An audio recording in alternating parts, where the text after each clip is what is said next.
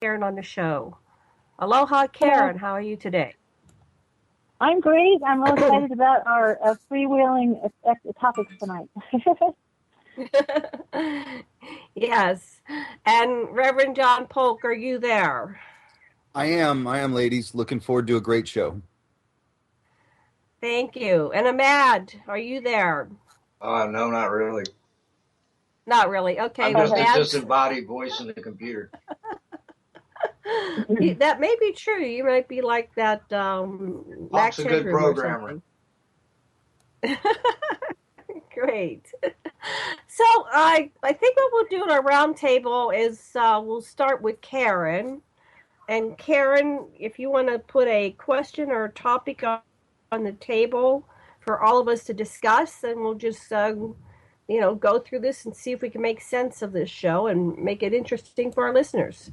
So take it away, Okay, Karen. You well, have the first question ye, or talking point. okay, my first talking point is global economic reset might be happening. I've been monitoring economic issues in the United States since I was a child, only because my dad was a conspiracy theorist guy, and he taught me about things like the Federal Reserve and the Bilderbergers and the Masons and all of these different components to our economy, what drives our economy, particularly the Federal Reserve. And ever since December 2013, we've ended the 100-year reign of the Federal Reserve, except they're still with us, because the United States has been utilizing the Federal Reserve as its way to monetize the entire economy. And it's a fiat currency, and that means that it, well, the best way to put it is what my grandma said. She said, it used to take a handful of money to get a bag full of groceries, and now it takes a bag full of money to get a handful of groceries. So that phenomenon of economic squeeze that everybody's feeling, loss of jobs, loss of foreclosed homes, we're obviously in what some people call the Greater Depression, too. And part of the reason why it's greater is it's lasted longer. And it doesn't seem to have an easy recovery because we've got another factor in there. We've got technological unemployment, which allows companies to automate things that they used to have jobs for and do more tasks with less employees. So we're not looking at a job type of economic thing anytime soon, unless somewhere along the line somebody realized that the direction we were going was a really bad idea and had some kind of contingency plan, which is discussed in a lot of back channels of the internet. If you look around, I can give you a couple of websites that are really great. You did mention Andrew Bashadu. He's running for president. He's a kind of a write-in candidate. And he came out of the box with what is really kind of amazing, which is 100 proposals for a new America. And the idea is proposals, individual proposals on all the different aspects of our society that basically is locked up or dysfunctional. So we're going to go over some of those, and I also have information later I can read from Benjamin Fulford, who's somebody I followed for a while. There's really a lot of gurus and a lot of information out there, and it's hard to make sense of it all. So we'll just take apart what best we can and kind of share what's kind of going on. But the big scuttlebutt is some kind of global reset where they're giving up on the petrodollar, which is what's been controlling our economy. Is all the countries have to buy their oil with the U.S. dollar, and they've been going off that standard.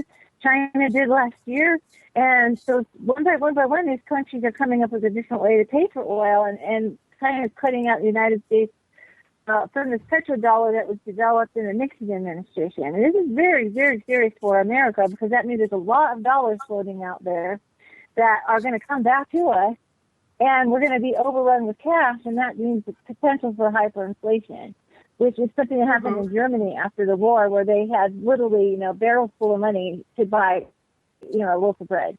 So we're like I said, we're either in a terrible disaster or there is a contingency plan of some kind to help the world transition away from scarcity-based mindset and money toward an abundance. We have the technology and the resources, literally have an abundance economy if we so choose to do so.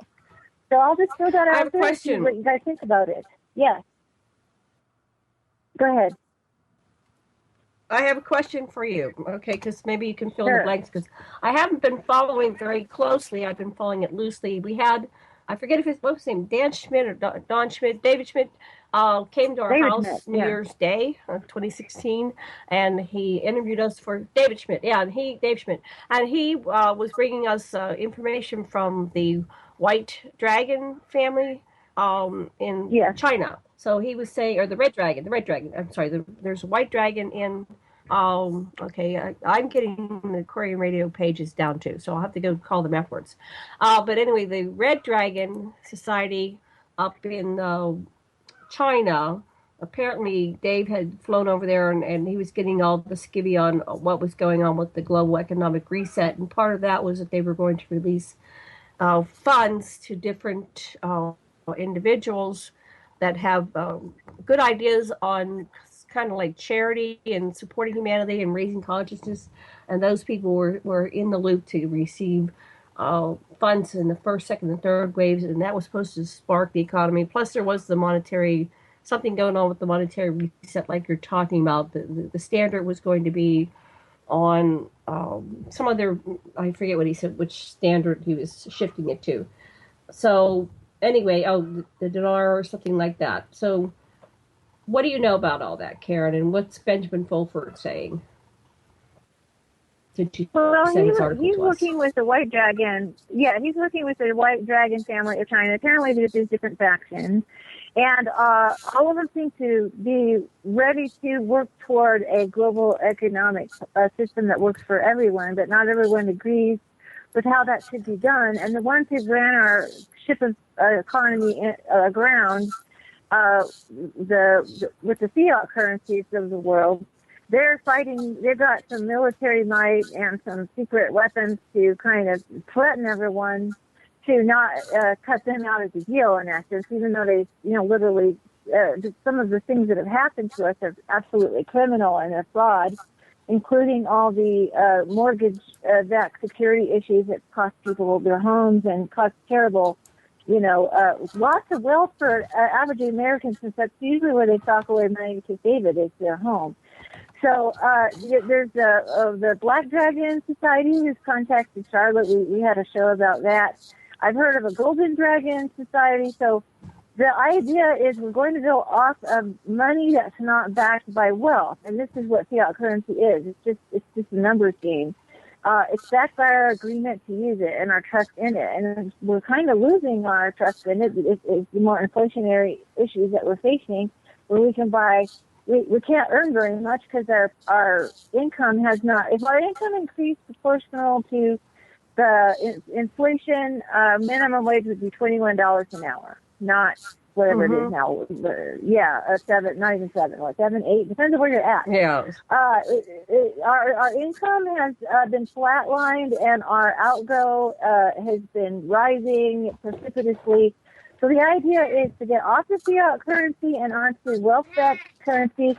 Some say gold-backed or silver-backed currency, but also other wealth as well, land, other metals. And this is but mainly gold. And the idea is to get us back to a gold standard where all the currency is backed by something of value, so people trust in it again and can use it to trade with. And there's a lot of new ideas also, like Bitcoin, which is a cryptocurrency. So everyone, we have so much new technology that can help humanity, but the technology we've not upgraded in hundreds of years is money. Money hasn't been kept up with the times, except that we do have, money in the bank that we access with our computers and stuff, but the basis of money hasn't exactly kept up with the times. And now we're kind of jammed into a malaise, into a stagnancy, and we need to get the thing restarted again. And there's lots of different people with lots of different ideas and trying different things, and it hasn't quite clicked over into a snowball effect to start becoming widely adopted, used by everybody, trusted by everybody, so we can get things rolling again. John, what do you have to add to that? Well, John, are you awake? There you are. Yeah, I am.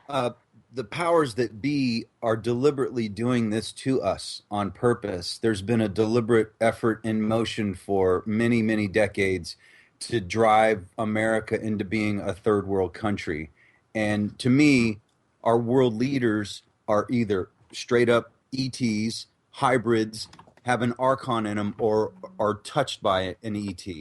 And this is all part of not the experiment, but the program. And this was articulated and premeditated and calculated a long time ago. And this is part of the program, is to sit back and watch what happens to the world when it suffers monetarily, and it leads to nothing but negativity and darkness. And it's funny because last night on the show, Mr. Johnson, our second guest in the second half of the show, was talking about Kyle Odom.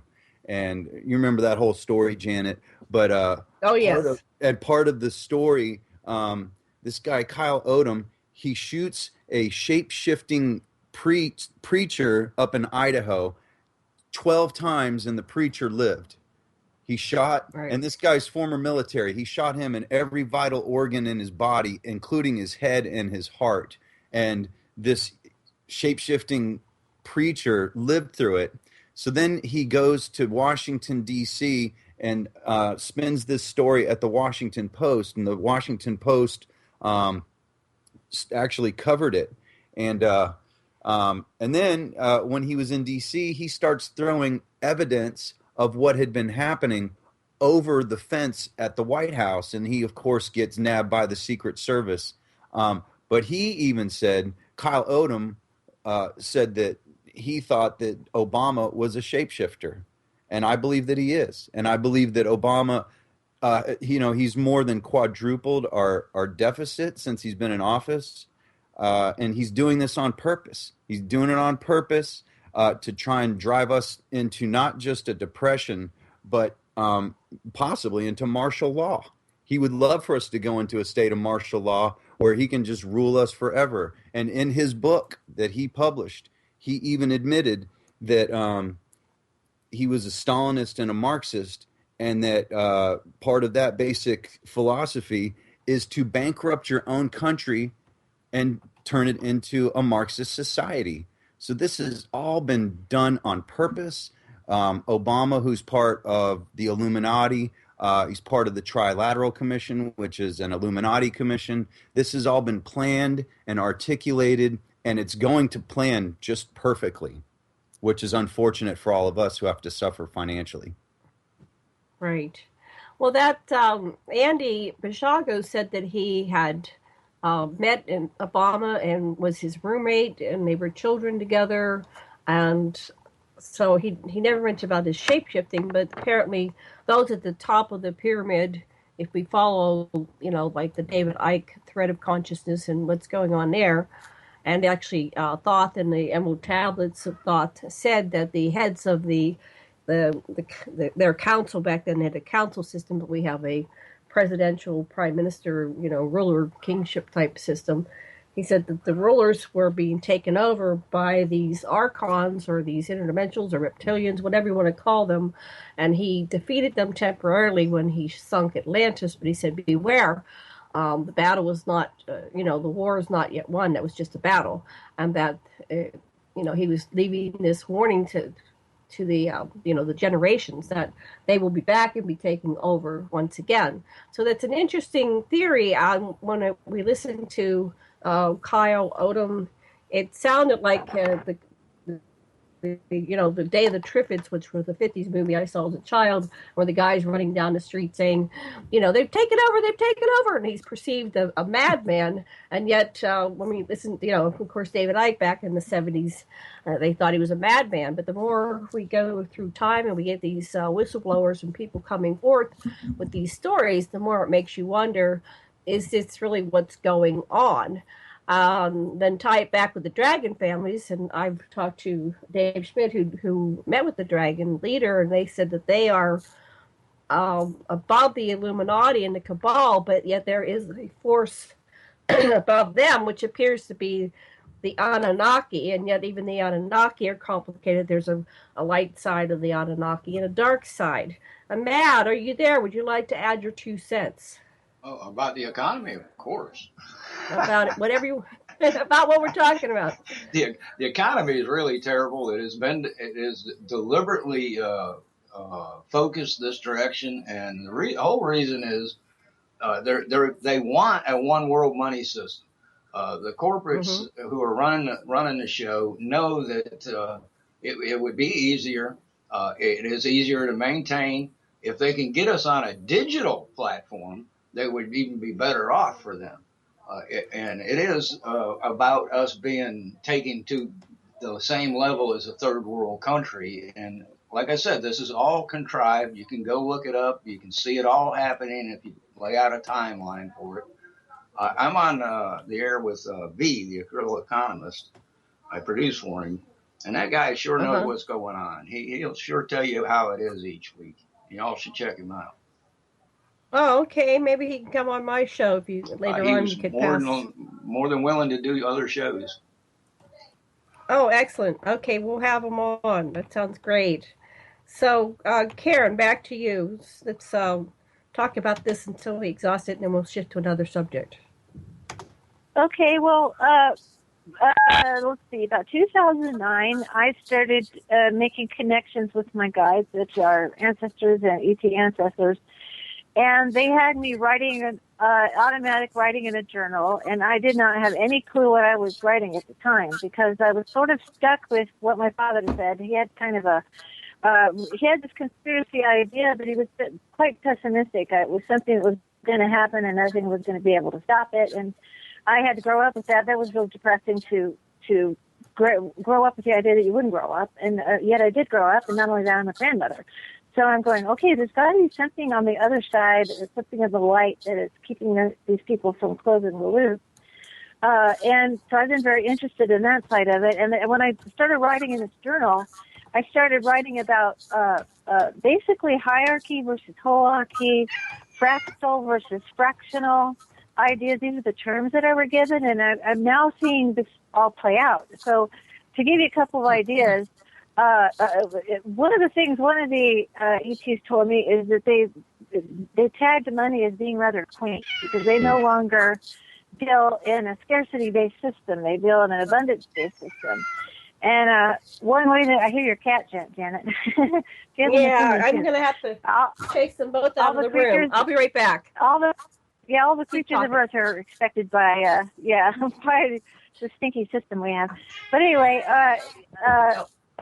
cat tractor. Yeah. Anyway, what I was kind of wrote out in these pages and pages, and I'm working on transcribing them, was just to get a comparison of how other civilizations handle provisioning. So I started using the word provisioning instead of budgeting or paying for or buying. Provisioning is simply providing for something. And for instance, you can, if you don't have a lot of money, you can try to shop at a thrift store, or you can go to a clothing bake and you can get, some pants and a sweater, and you've got provision. You got provision without having to pay because someone was kind enough to share and donate. So there's many ways we can provision, but we've mainly been using money, which is based on a scarcity-based system. So you don't count something that's abundant. We don't count how much air we breathe, for instance. We're starting to count how much water we drink because we all drink bottled water now, and that's turned water that was once just an abundant thing that came out of your tap and it tasted good. Over the years, because of the degradation of our water systems, now our water doesn't taste good, so we buy bottled water. We're conditioned to now pay for water at a much higher rate and consume it in measured amounts. And so this is a change that we've gone through in water systems in my lifetime. From not measured, we've paid your water bill every year, but it's pretty minimal every month, to now you're paying at the store for bottled water. That's a very visible change of something that was abundant or more abundant, changing to a scarcity-based system. And of course, now because of the California droughts that may have been engineered and whatnot, water is being engineered into being something scarce, especially drinkable water. And the president of Nestle Corporation said water is not a human right. That ought to keep you up at night because he's the one that's got one of the biggest companies selling us bottled water. So this process, is that these corporations take something that's abundant, a resource that's abundant, and make it into something scarce so they make a profit. So money counts scarcity. We don't have to do it that way. We could develop systems of provision, providing for every human being that was abundance-based, based on nature, and based on efficiencies, and based on even using new technology or just, living with nature and doing things the way nature does systems. We could have a provision that was abundant, but we didn't make that choice. Humanity has made the choice, or perhaps it was made for us by our leaders, to keep going in this direction of the scarcity-based system. So there is the option to be abundant. Nature is abundant, but it's kind of like this. You have a planet, you have a property, right? And it's abundant. There it is. It's Earth. And you have abundant systems of nature, but you put a city on top of it. That's an artificial construct. And now you're able to make literally everything scarce. And so that's this concept, is that we've chosen this monetary path, and we as human beings could make a different choice once we wake up and once we realize it. Excellent. John, your turn to either respond or go in another direction. Passing the baton to you. Let's change the subject. It's just so negative. It's killing me. That's fine. It's you have the talking stick. Take it away. But if we want to revisit this, I do have some other things to add. But I wanted to mention a couple things before the conclusion of the show. I went to a MUFON meeting here in Orlando, Florida, on February 27th of this year, and typically they don't have them here in Central Florida much, and they typically have them during the hours that I almost always work, which is Saturday. I work Saturday during the day, almost every Saturday, and almost every Thursday night. But this one I was able to attend. And so I go to the MUFON meeting, and I'm not expecting a whole lot. I just wanted to possibly meet some experiencers or some other people. And I knew that Denise Stoner, who is she's pretty renowned in the area of hypnotic regression. She teaches through Gestalt theory. She's a brilliant presenter. I got to meet her at Experiencer Speak 3 and Experiencer Speak 4, and she also lives maybe 10 miles from my house here in Central Florida. But she was one of the presenters, and so was Kathy Martin. I really respect both of these ladies, and they both do a brilliant job of conducting these kind of meetings. So anyway, I go to the MUFON meeting, and the first person I run into is Audrey Hewins' mother, Nancy Hewins, and just to tell you who that is Audrey Hewins put together the Experiencer Speak UFO conferences in Portland, Maine. And this year will be the fifth one, which will be the Experiencer Speak Enlightenment Expo. And often her mom and her family ends up paying for a lot of expenses just to make these events possible. Anyway, so I run into her, and we both recognized each other, but I didn't know where I knew her from. And we figured that out within a few seconds. And we start talking about the blue people. And she said, "Did you hear what happened to Eric Mitchell's son?" Eric Mitchell was one of the presenters at the last conference in August of last year. And what's happening to him is also happening to me, where he's got kids. He's a single father, which is, not very common. But he's a single father, and he loves his kids, and they're probably the most important thing to him in the world. And he smokes cigarettes. So when he smokes cigarettes, he never smokes in his house. He goes outside. And when he goes outside, if there's any UFO activity, then all of a sudden drones and military aircraft start flying around his house, to the point where it's pretty obvious that they know that he's drawing the UFO crafts and ETs to him. And the exact same thing happens to me here in Orlando. And it's been happening to me recently at a very high clip. But anyway, Audrey Hewins' mother, Nancy, we're talking about the blue people that showed up at this conference and said they were from the Pleiades. And she said, "Did you hear what they said to Eric Mitchell's son?" And I said, "No, I haven't heard any of this." She said that he was in the pool swimming, and the blue people came up to him before the conference, or before his father started talking at the conference, and said, "Hey, you want to get out of the pool because your dad is going to be speaking soon." And I had not heard that yet. That totally floored me. I did not know that whole part of the story. So there's one more witness to these blue Pleiadians. Now we got, I think, close to 25 witnesses. And then that particular evening, I see a UFO close to my house. And I live right in the middle of the city. So when I see something, it's pretty spectacular and it's pretty profound. And there was low flying aircraft all over, directly over my house, a few hundred feet over my head, at pretty much at all times. And then I, I, I'm not exactly sure what happened, but I wake up on my couch and my front door is wide open. I never do that. I never leave my front door open. But it was wide open. And it was probably 3 in the morning, and I once I woke up, I remembered this dream where I saw the blue people, but they were, instead of being four men, it was four women, and that whole thing completely tripped me out. And then that goes back to a dream I was talking about last night about how Travis Walton came to me in a dream, and I told this on the show last night. I told Karen a few weeks ago, and Travis Walton in my dream said to me, um, in order to shapeshift, you have to know how to phase your mitochondrial DNA. You phase your mitochondrial DNA, and you in effect change your DNA, which in effect can lead into shapeshifting. And the more I thought about it, it just made a whole lot of sense about like anatomy, physiology. If you're going to scientifically explain what happens during shapeshifting, you got to figure there's some kind of alteration, manipulation of the DNA, and it makes more sense that it would be mitochondrial, which is through the mother, than nuclear, which is through the father. So, ladies, what's your take on the whole mitochondrial DNA thing? Let's give excuse me, Ahmad, would you like to add your 2 cents before passing it back to us ladies? I, I'll tell you what, in days gone by, we had the wisdom of the blue people, but today it's overpowered by the bows of the sheeple. Ha ha. Well, have you ever seen any blue extraterrestrials, Ahmad? No, ma'am, I've never seen any of them, but I have no doubt that they exist.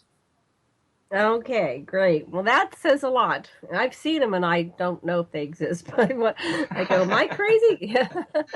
Yeah. Then I go, yeah, they're real because I get witnesses. I always get witnesses to my insanity. Okay. I've talked to quite a few people. I mean, I've even talked to Travis Walton. I haven't interviewed him on air, but I have talked to him. I think he's very convincing. I believe what he's seen. And for I'm friends with TJ, and she talks about them constantly. I have no doubt that they're out there. But what their agenda is now is a different story. Right. That is to be revealed. All right, so let me address what you just talked about. It's interesting that you were talking about that they are blue Pleiadians, and I think the Star Trek, which I think Jade Roddenberry had some insiders. What did he call them? They were a different species. I'll look up the blue beings on Star Trek.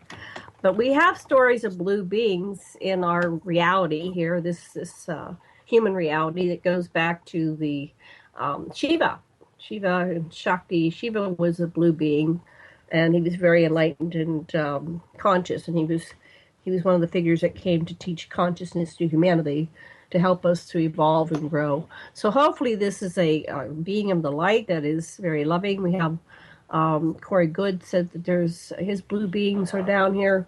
So maybe that's what's going on, is we're getting some beings that are loving and kind and conscious and are helping us evolve and grow.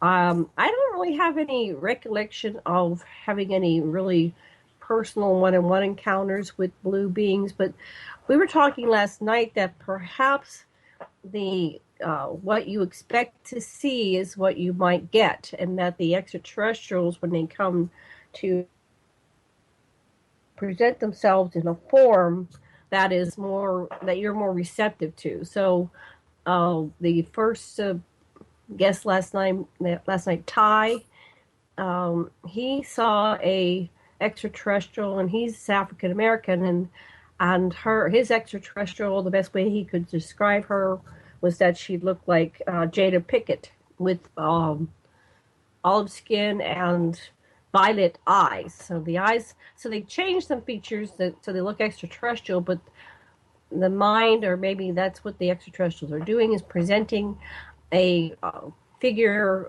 a form for your psyche that you will be more receptive to. Upon contemplating what Kyle, what was his name? Kyle Kyle Odom. Odom said last night, I looked at my notes on the dream I had on February 9th, and then it repeated on the 10th. I think it was like 2 nights. I get these downloads. They're not dreams. They're definitely information and downloads. At least that's my opinion. And the beings that came to me, which they presented themselves to it was like a mass disclosure, many ships in the skies over a major city. They projected an auditorium into the street where everybody stood on the stairs of this open auditorium, and they looked at the podium, and the beings were very tall with a super thin waist, and a egg-shaped head that had a pointy jaw.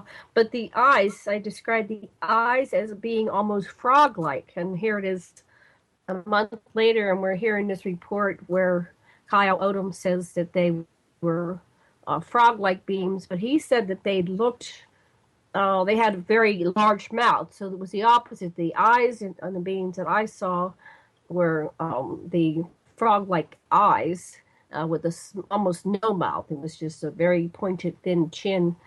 So his were larger mouth. So the larger mouth indicates they might still be meat eaters. You know, they need a jaw. Mm-hmm. So anyway, I'm not an anthropologist. My husband sometimes explains how the skeletons are put together, and you know the jaws are a certain shape and the brows are a certain shape because of you know what kind of food or substance that the extraterrestrial needs. Anyway, that's my comments. Back to Karen and then back to John. Well, now that I have the talking stick back, I've got to say I didn't mean the economic talk to necessarily be negative, although this has been the intentions of the Team Dark to take us down a certain road. And I want to be encouraging because as I'm working with this amount of material I had from my automatic writing, they basically said that the change from a fractional economy to a fractal economy was on its way no matter what, because the direction we were going was so bad it was not just affecting our own species, but it's affecting the planet. And we've grown up to the point where we're ready to learn these new principles. And the way they explain fractional versus fractal, fractional is like you have a pie and you divide it up into smaller and smaller pieces as there's more and more people involved in wanting some pie. And that the fractal concept is you make more pie. Or you simply look for the abundance, and if you look for the abundance and you're committed to it, you find it. So I feel very encouraged by what I was given, these downloads from my ET friends, because they started turning my thinking around to being negative. There's nothing we can do about it. These thinkers are so powerful. But money is something that we've put our beliefs in. I mean, we've given allegiance to it and value to it.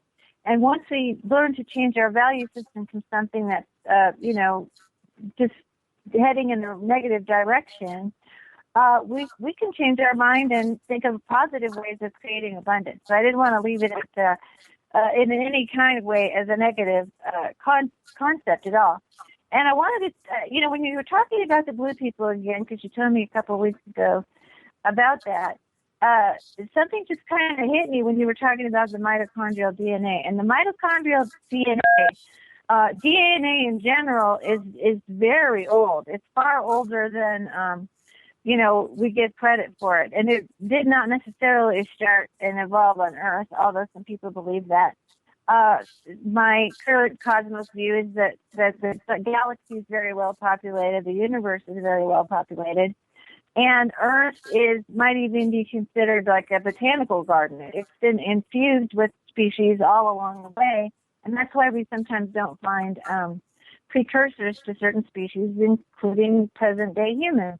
Is because there's been incursions, there's been intervention to our genome. And our mitochondrial DNA is, of course, it's the DNA of the egg. And the idea that we could shapeshift might come from the fact that the human body is really a part of a human template, and that's how come so many people see ETs that are humanoid, bipedal. They might be amphibious, or they might be, I've seen an amphibian being, or they might be lion people, or they might be insectoid people. But generally speaking, the human species is got, a head, 2 arms, 2 legs, and at least half the time maybe a tail as well. And that's a humanoid-like template. So the DNA, we say we have junk DNA. That's like in computers when you use certain subroutines, but you don't use others. You just have them on reserve in case you need to use them.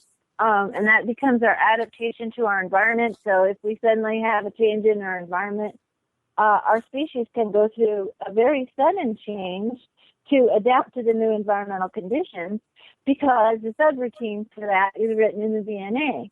So we literally, in that sense, shapeshift, at least at that evolutionary area, through changes in our DNA. I forgot the term exactly that they call it, but there's a term for that, where the DNA actually could change very quickly. So if it can change very quickly to adapt to environmental conditions, then, and especially if we have beings that are very in tune with their body system, maybe been meditating for many hundreds of thousands of years, they have a higher order of consciousness, would be able to tap into that ability to execute those subroutines, so to speak, and do shape-shifting voluntarily. So that's been seen by people. Many people have seen ETs that have shape-shifted for different reasons.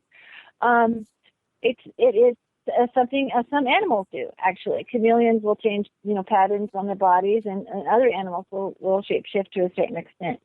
So that's very, very possible.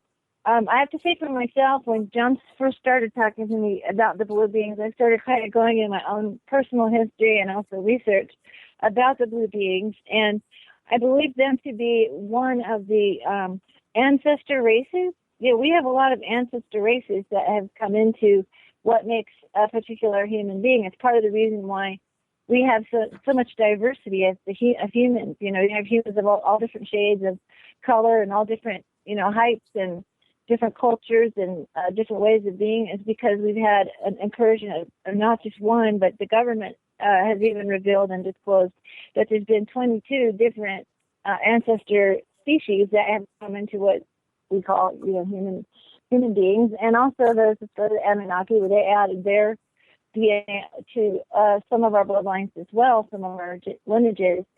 So the thing is the blue people watch over us. I think when I saw them in the context of a shared meditation with some people, and they were quite large. They actually could manifest bigger than our planet, and they are like a caretaker race. I got a very good feeling about them, and at least I guess they appeared the way I expected them to. So when they were kind of blue shadows, and then they became people, they looked exactly like the drawings and depictions and statues that you see in India. I mean, just like right off like a calendar. If you go to an Indian food restaurant, just right there, and a kind of a light shade of blue, kind of a beatific face, very peaceful. And another time I had another one that was a lot closer to like one of the beings from Avatar visit me, actually personally, and I struggled with health problems at the time. I was struggling with health problems, and this being was literally putting its hands over me in this vision, just kind of waving over my body to help me get some new energy for my body to get through the thing that I was going through at the time.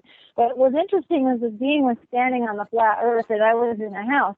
So it literally came up halfway, manifested from the floor. So it's like legs were under the floor on the earth, and the rest of its body was up, and it was probably like 12 feet tall. It was very large. And I've had visitations of that being as a female goddess type being, really trying to help me heal in my feminine aspect of my life. So I think they're a caretaker race, and I think it's got to be kind of an exciting time for humanity, because I do believe we're going through a huge consciousness change, and that I think they're just very interested in how we're doing. And the idea that some of them appeared at an experiencers conference just amazes me, because where else would you have people who had, had experiences, certainly see these people and, be a weapon of mass instruction, I suppose. But if I was being from another place or another plane, I would definitely show up at an experiencers meeting. I think I'd be the most, well, at least it wouldn't be attacked, and hopefully be recognized and accepted. That's it. Someone else took the talking stick. Hey, John. Okay, you're done. Okay, I was on mute. Sorry about that, everybody. John, over to you. Yeah, going back to the DNA, there's a new modality that I've been reading up on, and it's called theta healing or quantum theta healing. And the basic premise is to tap into source and then tap into the body's own mind and consciousness. As our mind has its own consciousness, so does our body.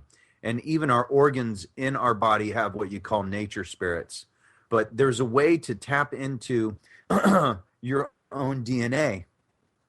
And quantum theta healing, that's the target. It targets communication between yourself and your own DNA. So DNA is broken down into subsets of 4 and 3.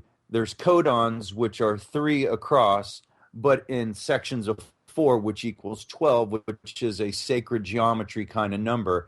Thus, the 12 strands of DNA that we have within the double helix. And quantum theta healing teaches you how to basically talk to the spirit of your own DNA to heal yourself through your own DNA.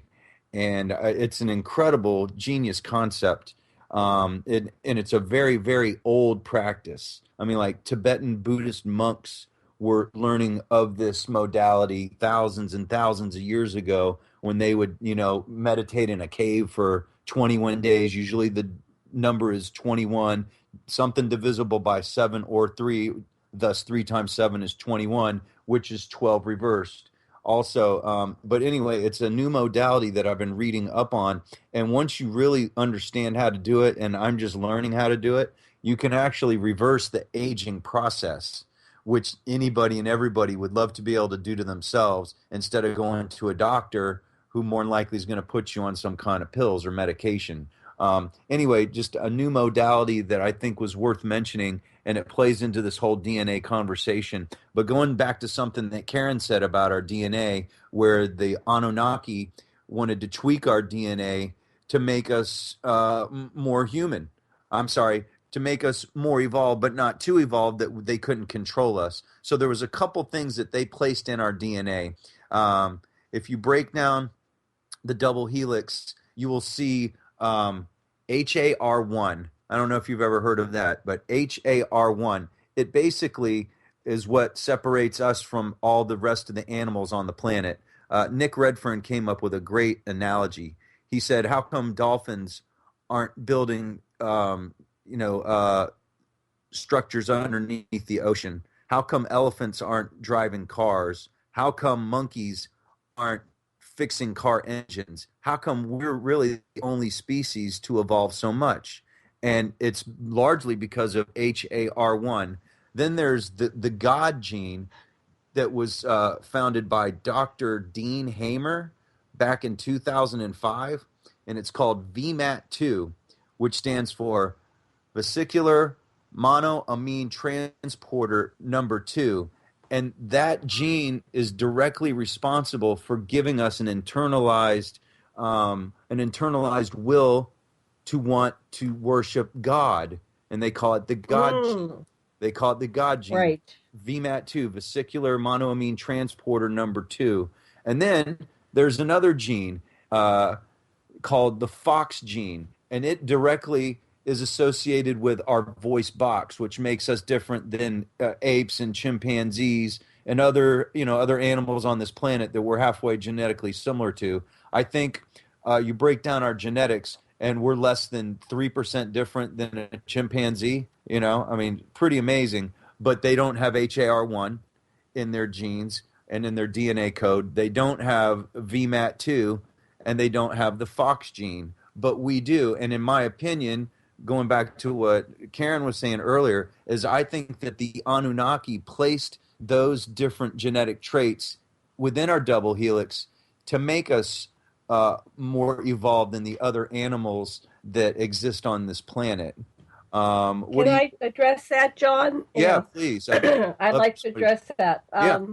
First of all, you mentioned that we can change our DNA, and I think as a tantric practitioner who's done intensive meditation and a lot of shamanic type work and getting into uh, higher states of consciousness, that is very true. That we totally have the capability to change our DNA. It takes 21 days to make or break a habit in psychology, so it makes sense that you said it takes 21 days for some of these effects to take change. I have been in near-death experiences like 8 times, and many times I was given responsibility of staying alive or dying, and I changed whatever was going on so that I could remain incarnate in my physical body.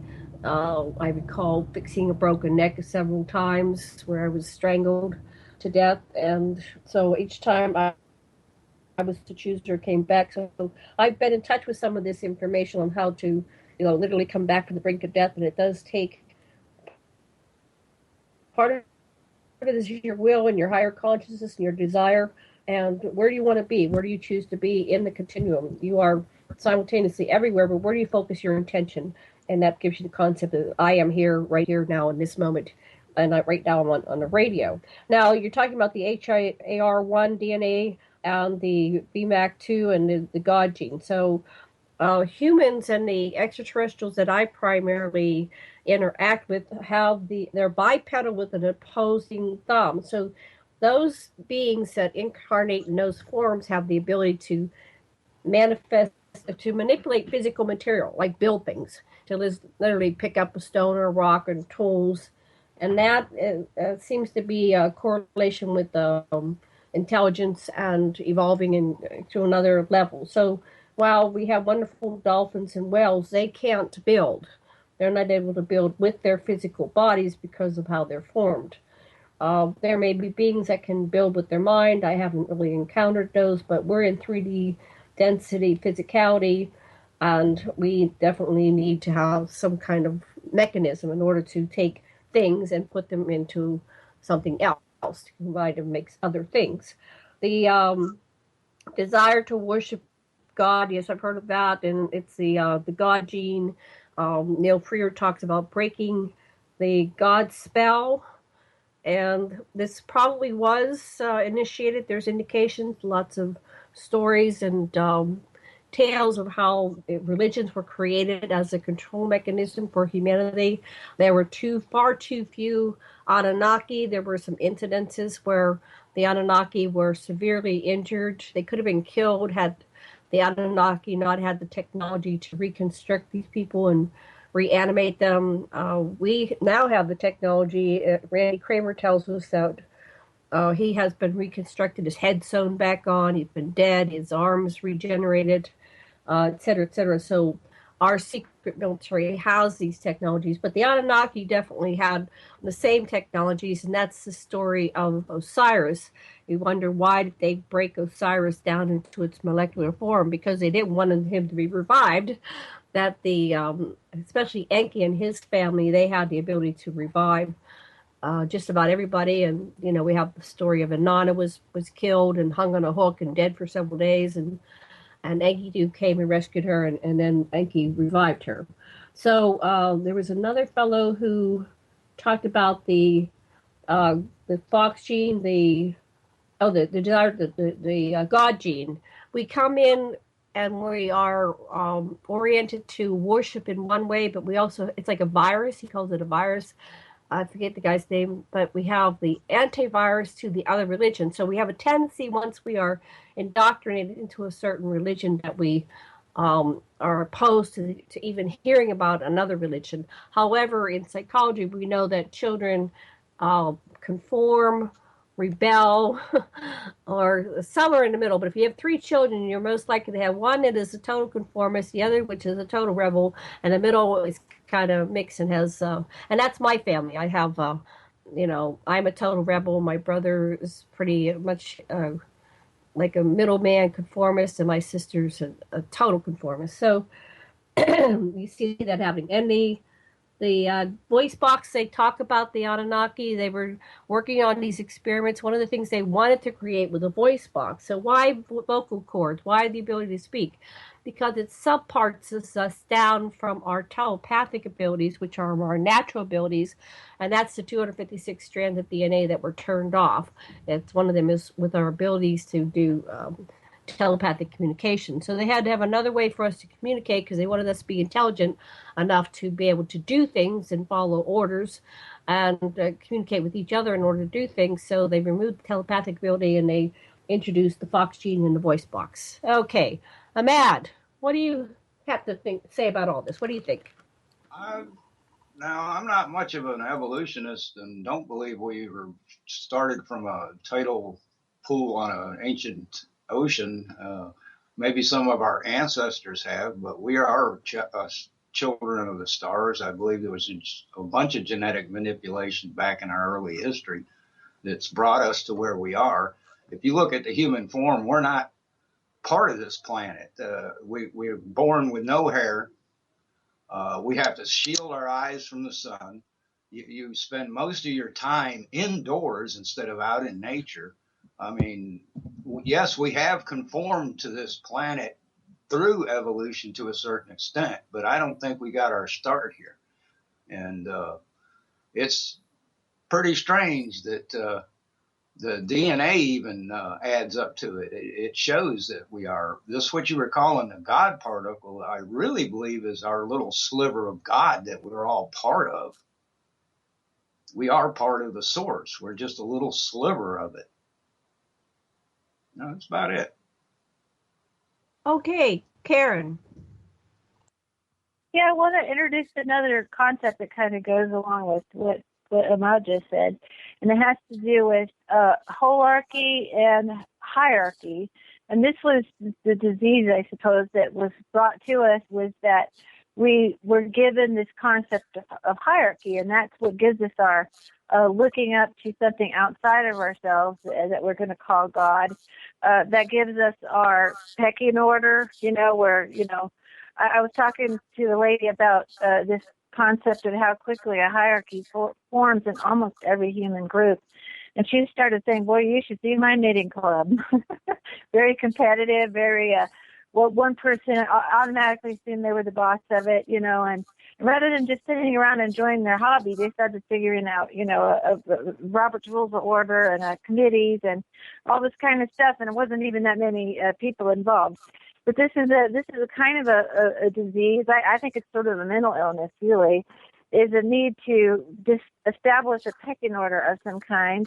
And to me, that's connected to this God, programming, I would say. Because to me, I started looking at it as, I come from a computer programming background, and it's like a thought form program. Because I used to be in a religious, organization, and I had all this. These ideas that were taught to me since I was very young, and I had to sort of pick them apart when I went through human experience, and my experience didn't match up with what was these doctrines or ideas of what people said that's the way it is.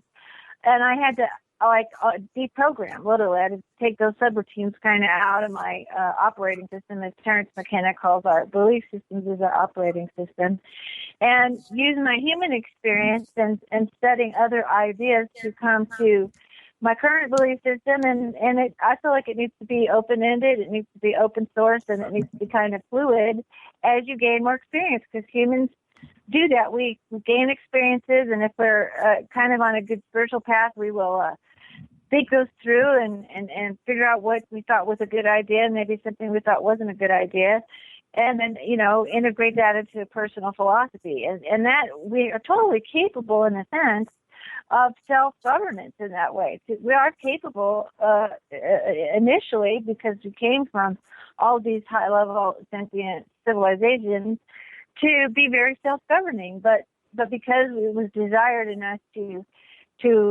work tirelessly and give our all to various systems, whether it be our governmental systems, religious systems, political organizations, social organizations, all of that, we would buy into a certain belief system, and then we throw our shoulder in and we work really hard. And some of the ways that these organizations keep us busy is they create adversary.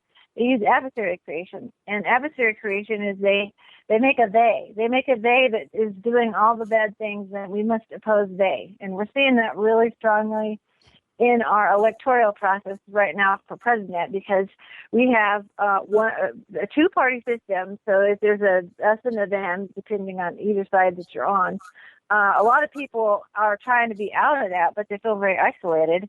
And then it's like, those guys over there, they did all the bad things, and we wouldn't do that. We would do these good things over here. And, of course, after the election's over, they do the same thing. So it's obviously some kind of control system that keeps us busy thinking that our votes change or our hard work is going to change something if we work within various systems. And we unfortunately, painfully find out, if we're honest with ourselves, that that's not really where Karen, it's at. I'm sorry to interrupt you, Karen. We're at the top of the hour. We're on a break. We'll be back in about 2 minutes, so don't go away, folks. Be back soon.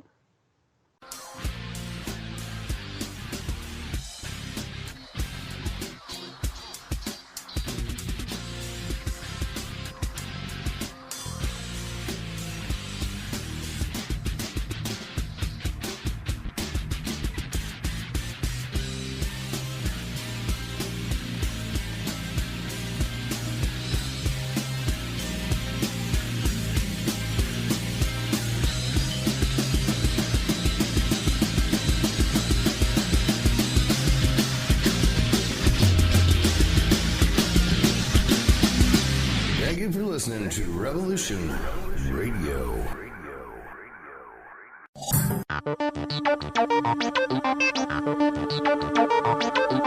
Tune in to an average host with exceptional guests. I'm Patricia Aiken. Every week at Sacred Cow Barbecue, my guests and I kill at least one sacred cow. We're definitely thinning the herd. We say to hell with politically correct and examine the real facts. Interrupt your regularly scheduled programming as we free our minds. Diversity, white genocide, the con and the Constitution, vaccine damage, fake money, criminally insane government. Whew, there's a big herd to slaughter. Grab a plate and come hungry. Sacred Cow Barbecue, Thursdays 10 p.m. Eastern, Studio A.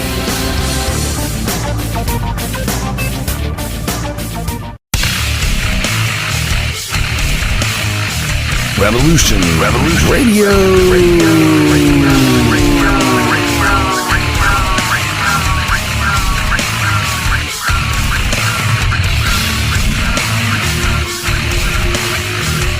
You don't see it, do you? How close we are to absolute chaos? The sick ones are sitting on their fat masses, eating and drink themselves into a stupor, polluting the world without a second thought while it goes down the toilet. Nobody wants to do the nasty work. You know, the shit that we all just think about. Most good citizens are just along for the ride and then bitch and moan and complain about everything when it doesn't work out. Not me. Get it done. Revolution Radio, where we do the nasty work. www.freedomslips.com.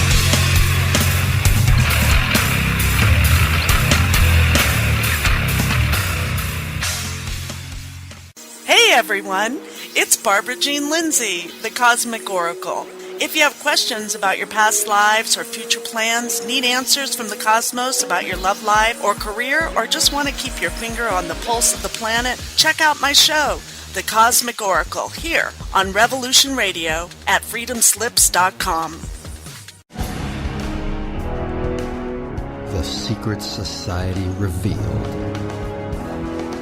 With your host, Joseph Atwell, author of Caesar's Messiah, The Roman Conspiracy to Invent Jesus, and Shakespeare's Secret Messiah, the groundbreaking discoveries that gives us a new understanding of how governments and elites use mind control to manipulate their subjects. Join Mr. Atwell as he lifts the veils of deceptions of our modern world. Mondays, 12 noon Eastern Time, 9 a.m. Pacific Time on Revolution Radio. The opinions expressed on this radio station, its programs, and its website by the hosts, guests, and call-in listeners or chatters are solely the opinions of the original source who expressed them. They do not necessarily represent the opinions of Revolution Radio and FreedomSlips.com, its staff, or affiliates. You're listening to Revolution Radio, FreedomSlips.com, 100% listener-supported radio, and now we return you to your host.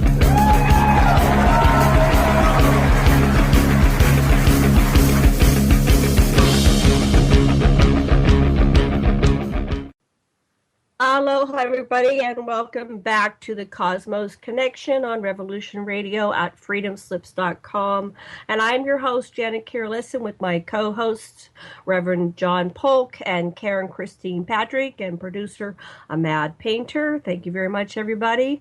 But before we get back to our show, I'd like to remind everybody to please go over to that donation button on freedomslips.com and push that button right now and make your donation.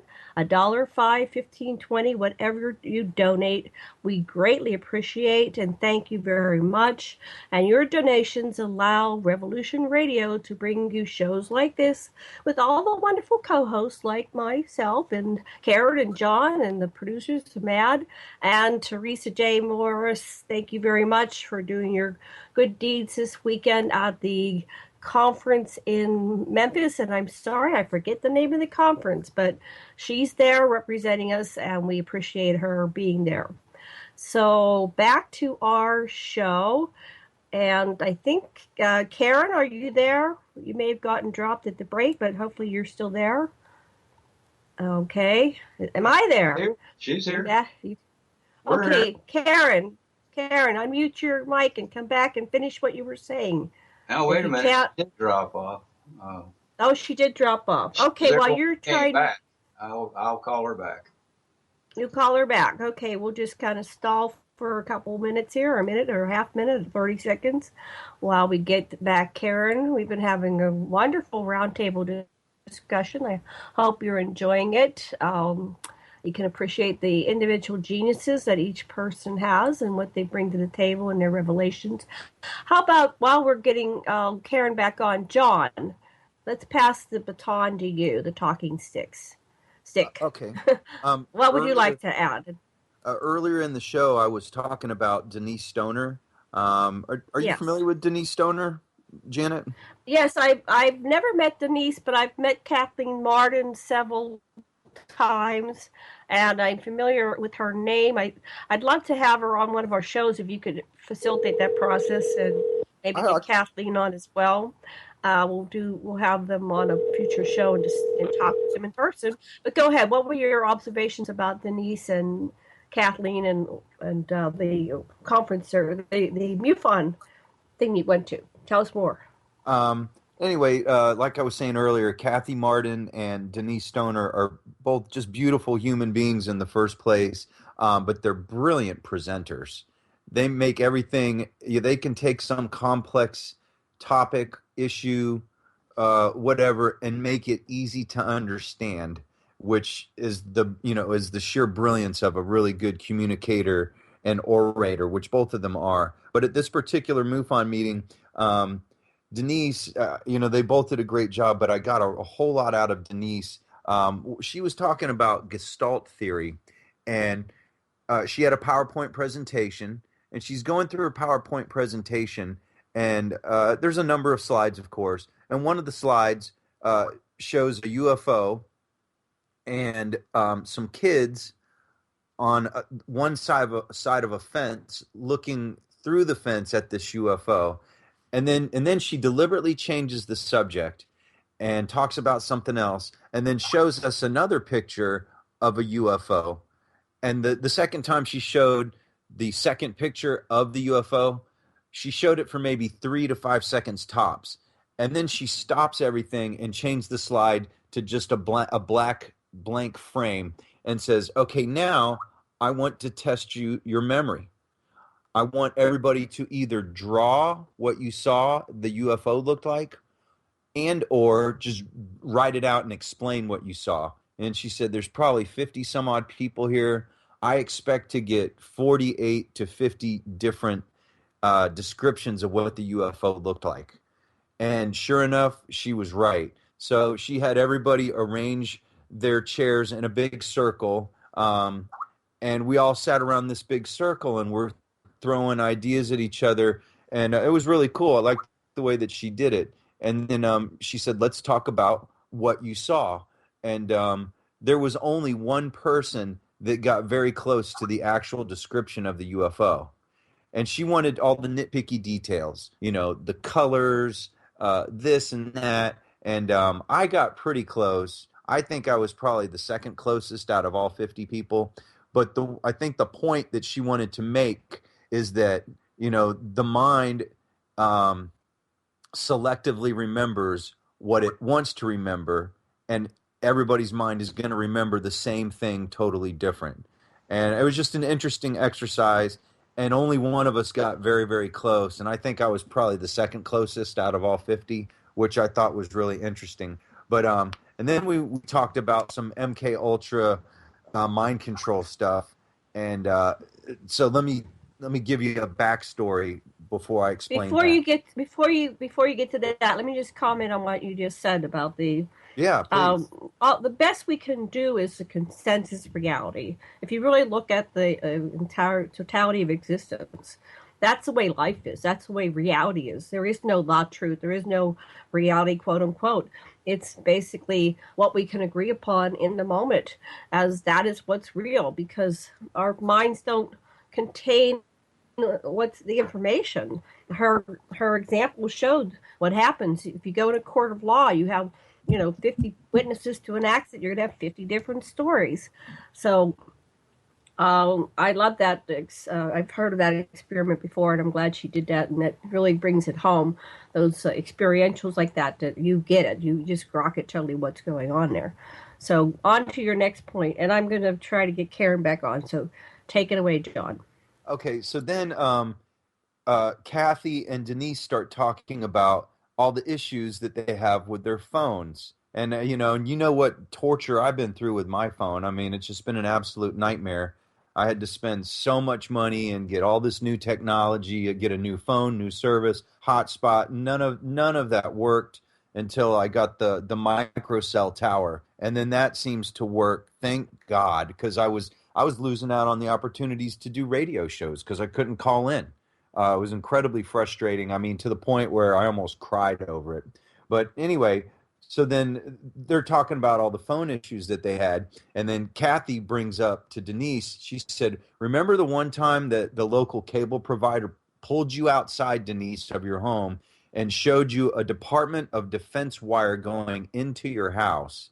And she's like, yeah, I do remember that. And so what she did is she cut off a section of the wire, and she was going to have, I'm not exactly sure, so don't quote me on this, but I think it was a MUFON investigator investigate the origin of this wire and how it was connected to her home.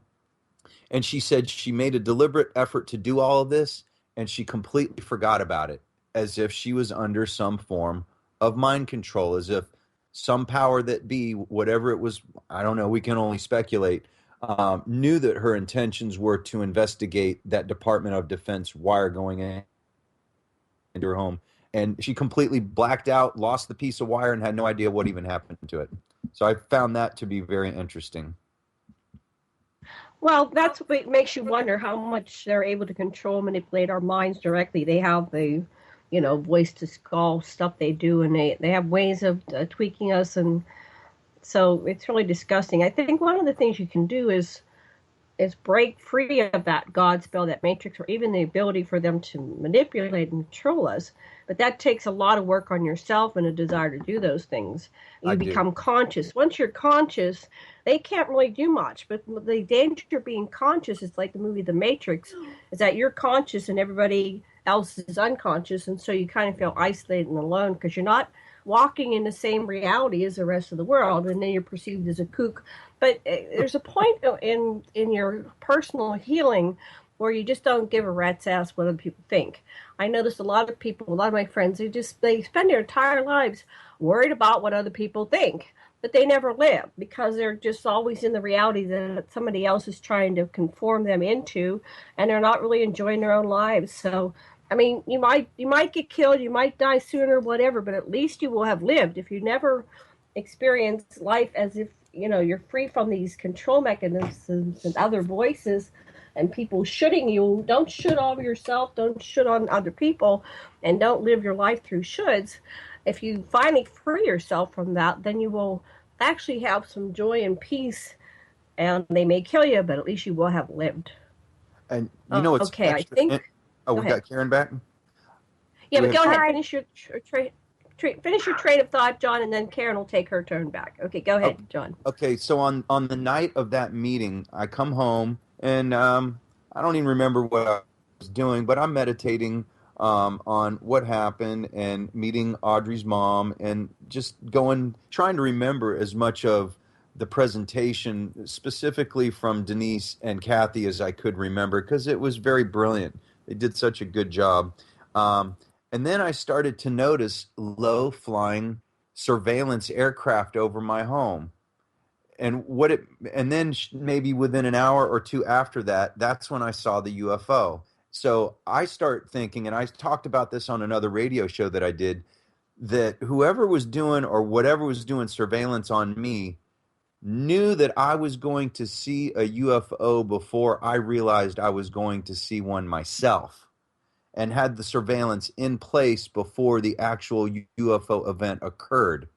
So it begs the question, who was it that deployed these crafts over my home? How did they know?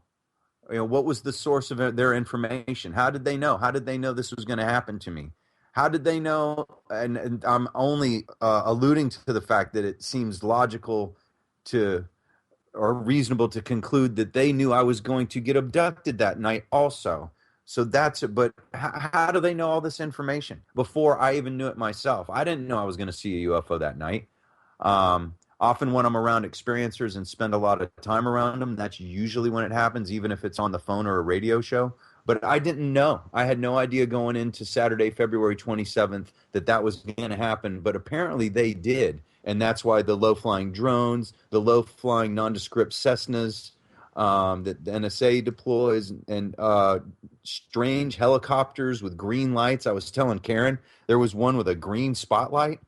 Like, what's a green spotlight? And Karen came up with the educated guess that it was some kind of X-ray, that it could actually look like into my house and look into my house, and maybe look into me and my thoughts. I don't know. So what are your thoughts on that, ladies? I'll Karen, take a you gander first. at that. Yeah, okay. It's really funny what you just did, John. You just said that you saw a crash Saturday the 27th. You just revealed the date. And we haven't talked too much on the show yet about Andrew Bouchard, but he's a time traveler, and he's revealed quite a bit about the time surveillance that's been done on different key people, I guess, that are going to be involved in disclosure. I happen to be personally involved in know of cases of time anomaly-based surveillance, and you just gave the date. So now they know the date when you see the UFO, so now they're going to go back to that date and surveil you.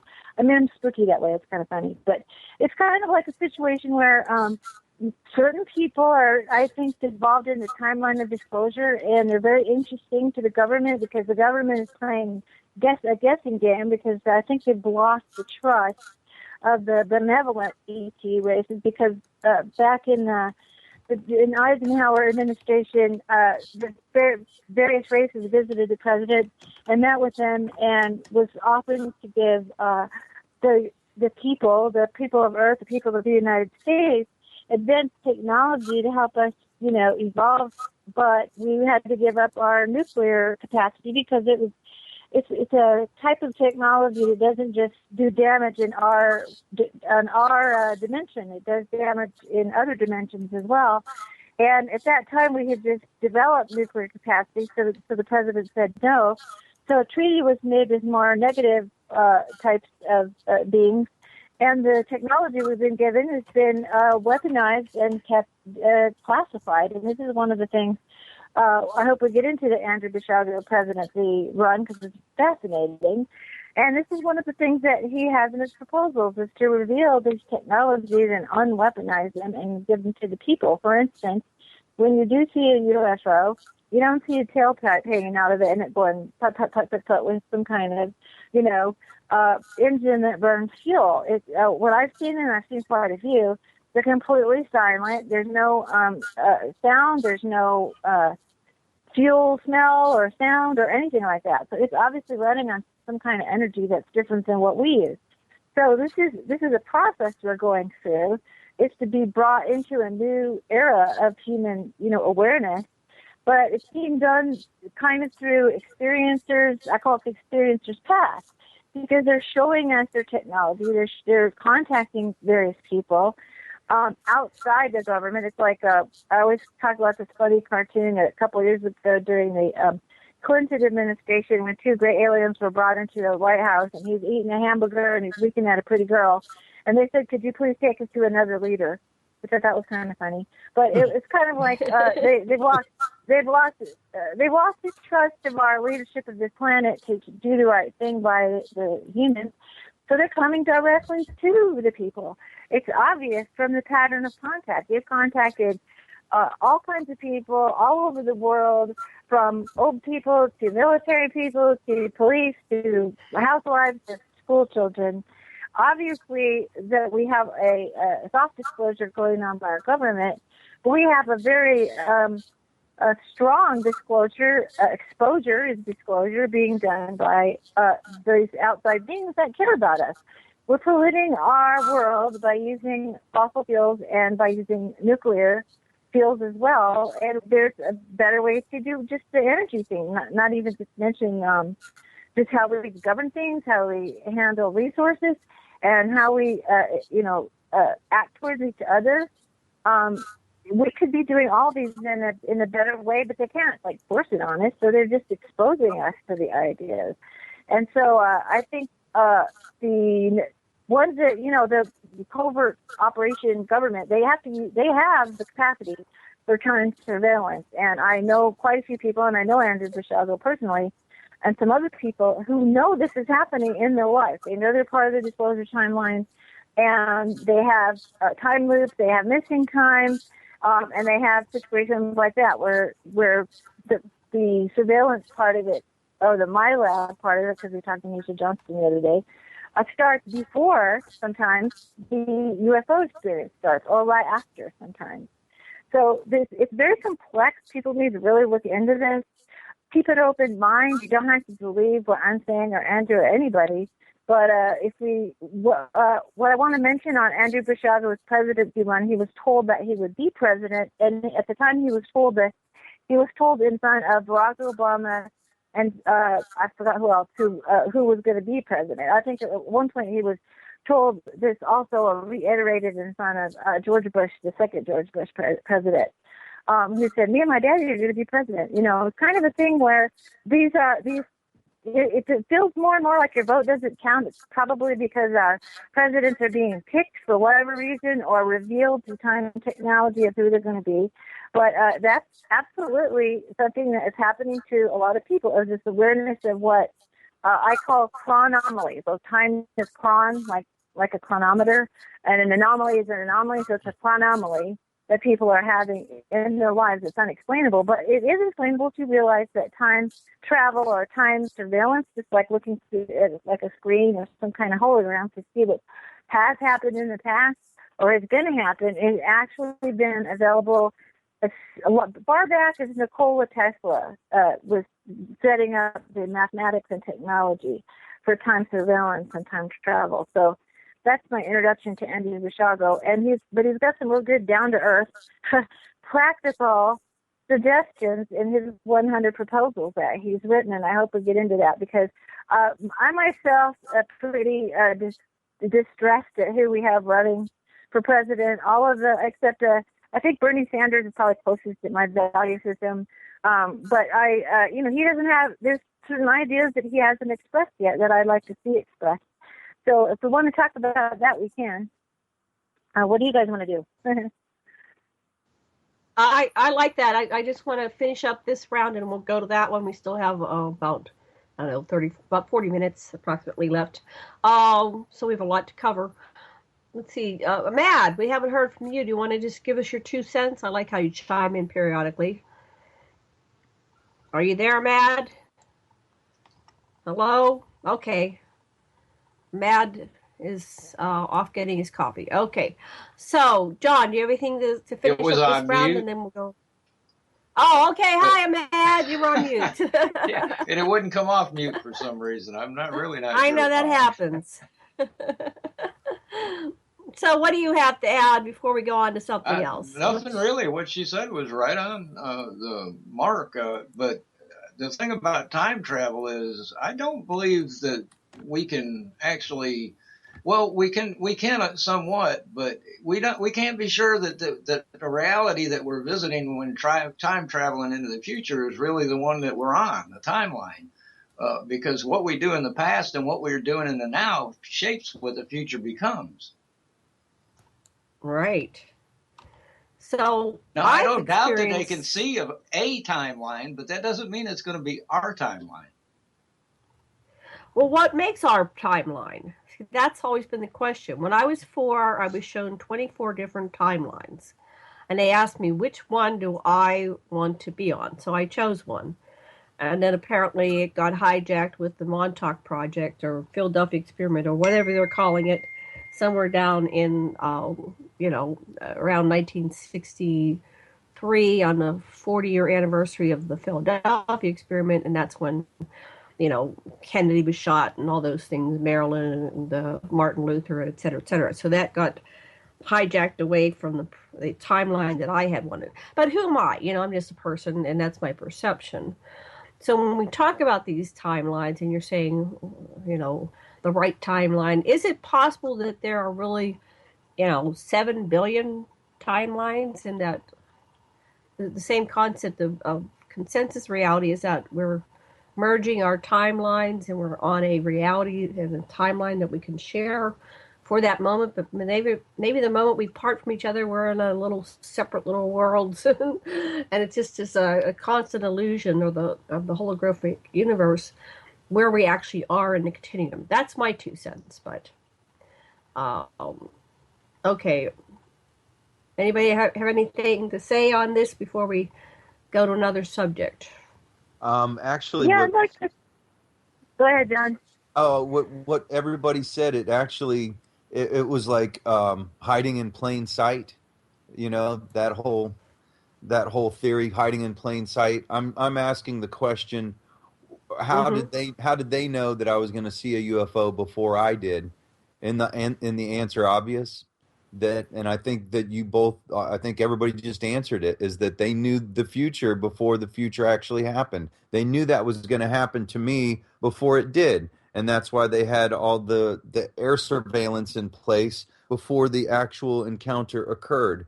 And they were, got their instrumentation out, monitoring everything, taking readings on me, taking readings on the craft, taking readings on the atmosphere, and whatever else they take readings on, as all a part of their research. They knew it was going to happen because they were able to look forward into time somehow, and know that that was going to happen to me over my home on that particular Well, day.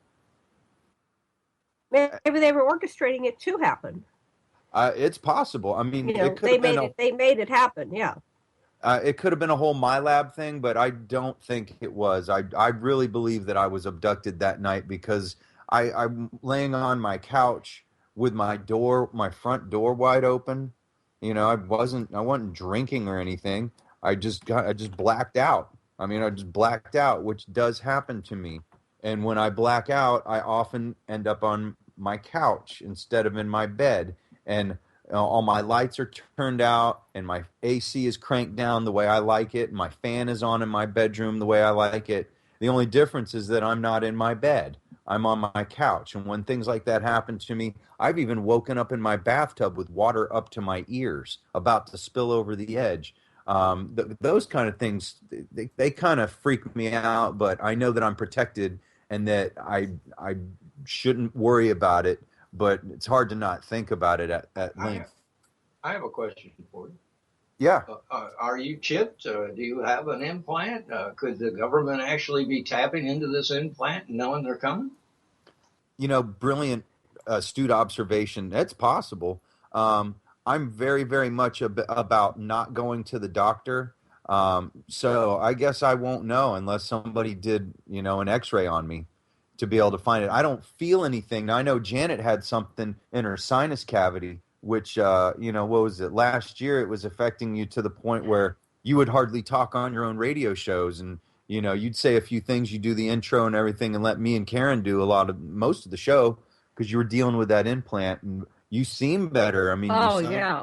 I mean, everything Well, about it seems better, which thank God.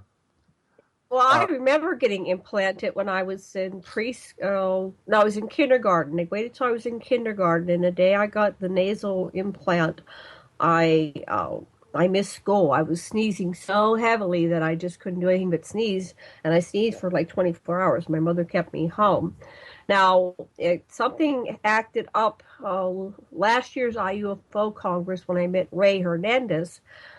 I came home and I got these polyps, and it was almost like little creatures growing in my nose, and they got so impacted that I was starting to see flashes of light before my eyes, and I was dizzy. And I went to the doctor, and they took an MRI, and they said, "Boy, we've never seen any of your case this bad." And they wanted to do surgery where they put me under, and I got my guidance said, "No, go do the procedure where you do it in the office." And I went there. Now it's not 100%. They may come back, so I have a struggle going on here with this implant. But I also remember getting an implant behind my right ear, and then I had a psychic where TJ Morris was with me in Honolulu back in 1993. This is one of the memories that we have pieced together where we met. This psychic lady told me that these implants were for tracking.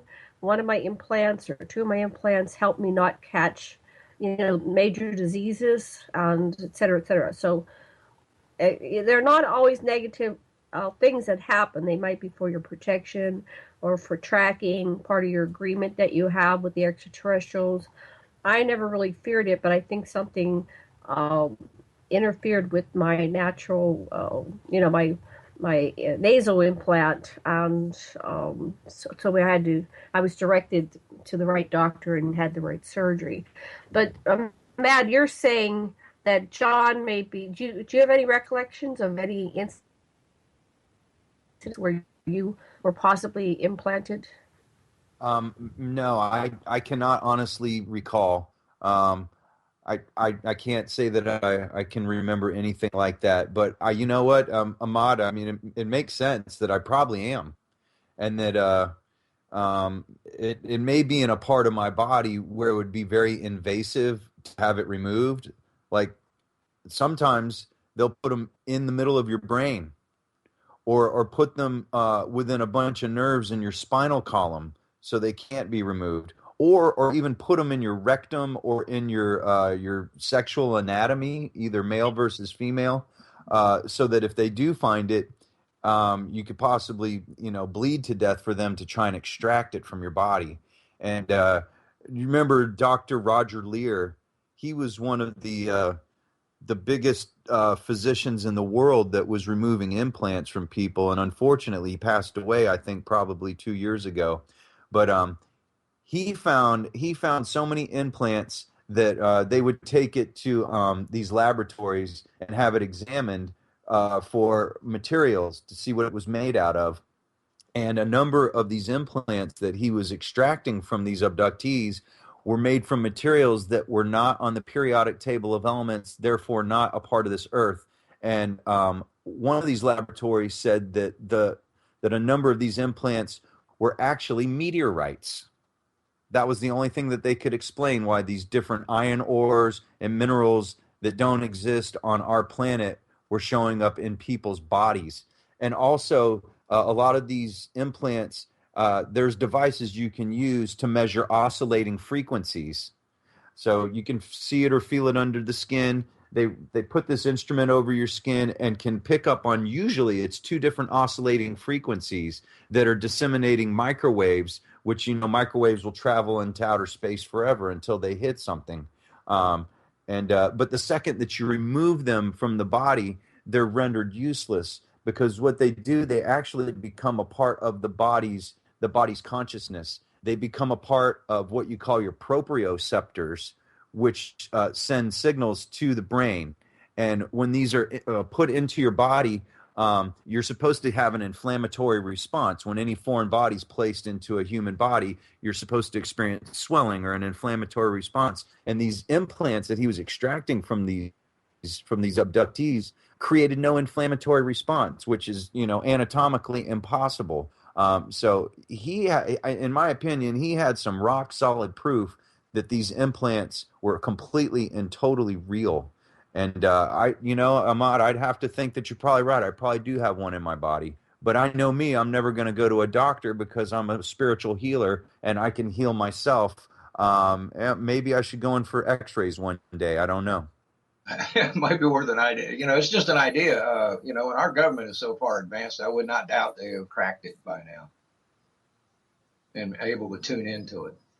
Well, and also, it's easy for our government to be able to remotely activate our pineal glands and place thoughts in our mind that we think are our own. And this is old technology, but it's also an old kind of mind meld, Jedi mind trick that ET can do on us. It's very simple. They're the ones that designed our brains and designed our pineal gland so that they could remotely activate it, so that they could remotely place thoughts in our mind and place thoughts in our mind that would dictate our actions also. And this is a practice that's been going on for a long time. And I don't know, when we receive these downloads, how are we receiving them? I think ET knows how to just place thoughts in our mind, and we're supposed to receive them from very certain ETs to help ourselves, but also to communicate these messages with the world. Are you there, Janet? I'd like to. I think she's I'd like to talk for a minute. Okay, well, I'd like to mention something for a minute because the on mute. Yes, go for it. Oh, hi. Right, go ahead. I was just going to say the fundamental question here is why, and it's kind of a similar thing to where if you have an endangered animal, sometimes we'll hunt some of the animals down in a herd and, put some kind of radio transmitter in them so that we can, kind of follow their activities. I think that is entirely possible. And I think why some people are having it and maybe others aren't is because of those timeline issues. And who is, I think they're monitoring some kind of development of humanity as a whole, some kind of timeline that we're going to go through collectively. We're perhaps going to go through some evolutionary changes to where we're going to another level, and we've become very interesting. I think that's why there's so much UFO activity. Why there's so much experiencers talking to the species of all kinds, is that humanity is in a very interesting place in its development. And just to kind of take the fear factor out, because I have an implant story as well. Mine was in my skull, and I was able to break it, I guess you want to say, when I was 45 years of age. And it was, once I kind of broke it with a mind storm of a belief crisis in my belief systems, I quickly realized that this particular implant was influencing my consciousness to cause me to believe or feel that I needed to try to stay in my religion and political beliefs and try to fix it from the inside rather than to just go ahead and let go of those things that were not serving me anymore. And so I did go through that experience. And then after that happened, I also recalled a possible time in my life when that happened, probably about the age of about 4 or 5. So I went through that process, and what I have to say is that we are very powerful beings. We're spiritual beings, eternal beings having a human experience.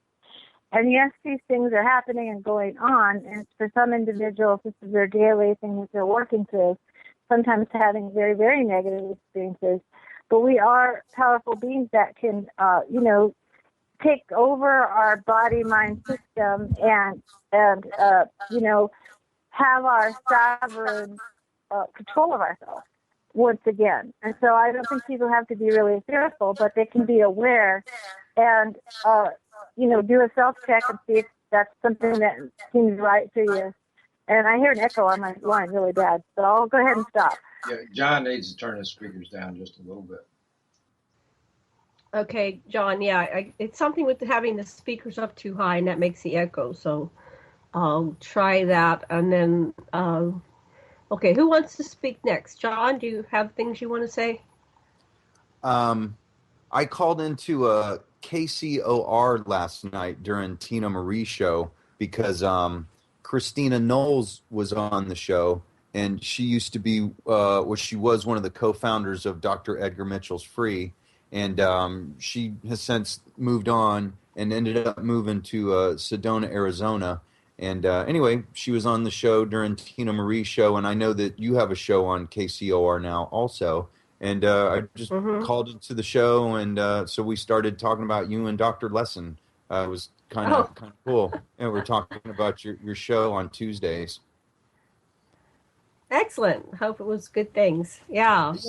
Yeah. We had nothing but good things to say about you, and they invited me to be a guest on the show sometime. So that was cool. We'll have to do that sometime. We'll have you on, and you can go on their show. One of the things that we like to do here on Revolution and the Aquarian Radio Network, and I'm working with TJ, is to take people like John and Karen and nurture and foster them and help them develop as a guest, and maybe someday producing their own shows and hosting their own shows. I think it's really important for us to train the succeeding generations, reach one, teach one, and help everybody evolve and grow and become conscious, because it's going to take all of us in order for us to get there. This is a big job. We don't have to feel lack consciousness and shortage, and there's not enough to go around. We need more and more and more people to come forth, and I think there'll be a point of critical mass where eventually everybody in this consensus reality will go, wow, there really is something going on. Look at the millions of people that are coming forth. As I speak this, I recall the trouble, the difficulties they had back in the 60s getting heart transplant to work.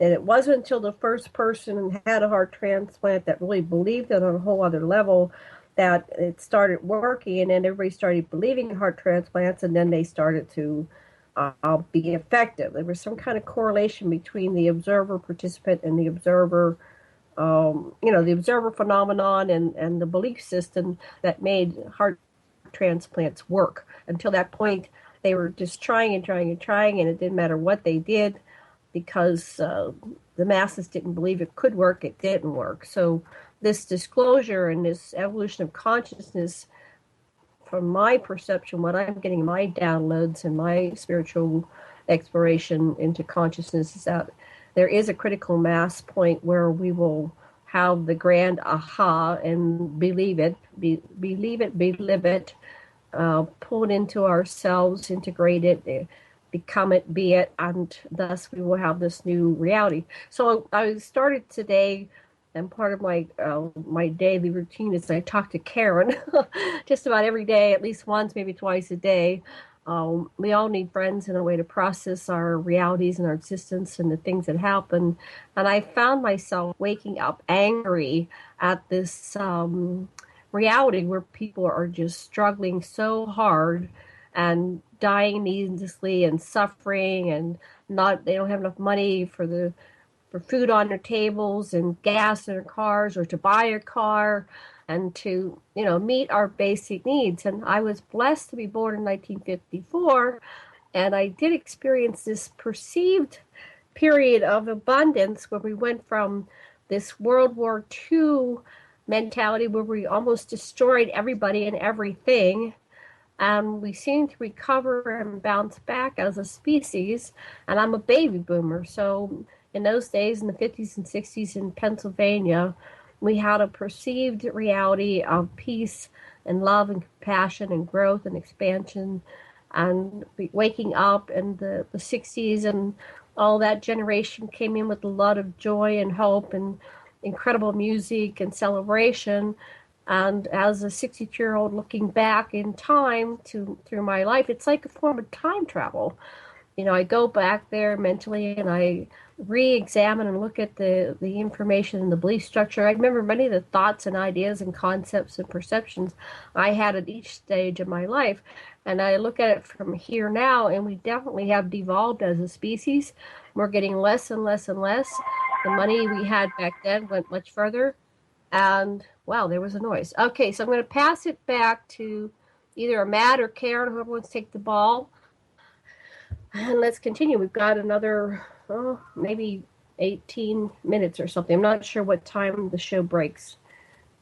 Who wants the ball? Pick it up and grab the talking stick.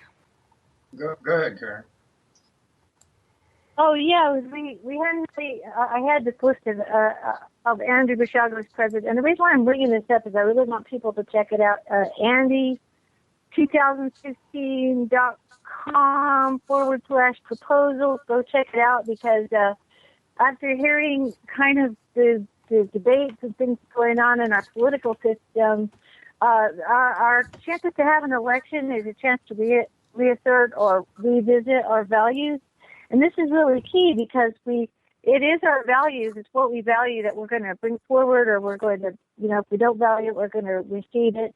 And that kind of, if you take a snapshot of society right now, it seems like we have very adolescent values, like somebody who plays basketball, gets $1 million, and a teacher can barely make it, a frontline person is having reduction in their value. Just on the job kind of thing, a profession kind of thing. So it's like we have a lot of people revisiting those values, and I think it's having an effect, because people are talking about like the minimum wage. What's the fair? What do we need to live on? People work full time; they shouldn't have to get food stamps because they don't make enough money. And this where we're at in the process of our economic discussion is realizing. What are their values? For instance, something that came up over the weekend was in the United Kingdom and Britain. They voted for 640,000 disabled people to have a pretty major reduction in their, what they get every month. And in the same bill, in the same document of the budget proposal, there was a tax cut for millionaires and billionaires. And it didn't quite work out the way they thought. The people actually stood up against it. And one of the gentlemen who voted for it was one of their leaders was asked not to be part of the chairman of the board or the board for this charitable organization, because, their idea is if we keep cutting benefits to the people, then they'll be incentivized to work. And here in Valencia County in New Mexico, where I live, we have over 10% unemployment. So they don't even require people to do job search anymore, because there simply isn't any jobs. The only way they can get a job is to be outside of the community. So we're having that discussion now. It's getting to be kind of ludicrous. I call it, one guy wrote a book called Freakonomics. We have Freakonomics right now, where we're seeing things that we've never seen before. And so it is consciousness raising, and it's all about our values. Did you want me to go into at least one of the, I'll go into one Andrew Basiago proposal, only because I've been following the topic for a while. And it's go ahead and bring up one at a time. One at a time, yeah. And then we'll discuss the proposal. Okay, go ahead. You can even read it. Go ahead. This one, I actually, before he put his proposals, I actually wrote Andy about this one, and it's called a basic income guarantee.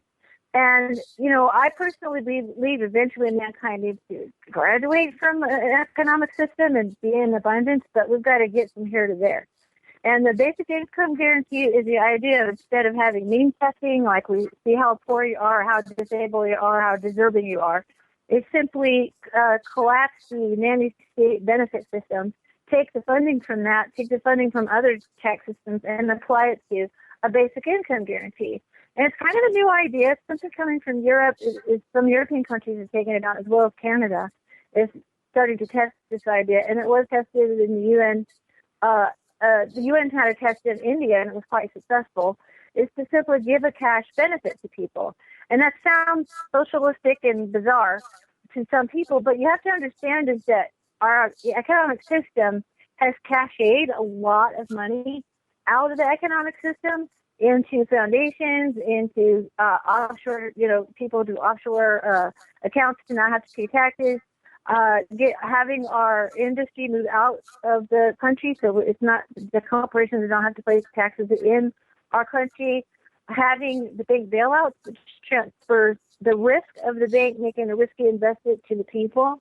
We literally, I look at a basic income guarantee where somebody gets like $1,200 a month, straight up with no restrictions. Like if you're disabled or you're Social Security, you have a restriction on how much you could make after that, after you get your cash grant. This would just let people, if they wanted to work for more than the basics, they could get a job if they wanted to, or they could volunteer, they could improve the community, or they could just do whatever it is they're doing. A lot of one population talked about a lot in the basic income guarantee is caregivers.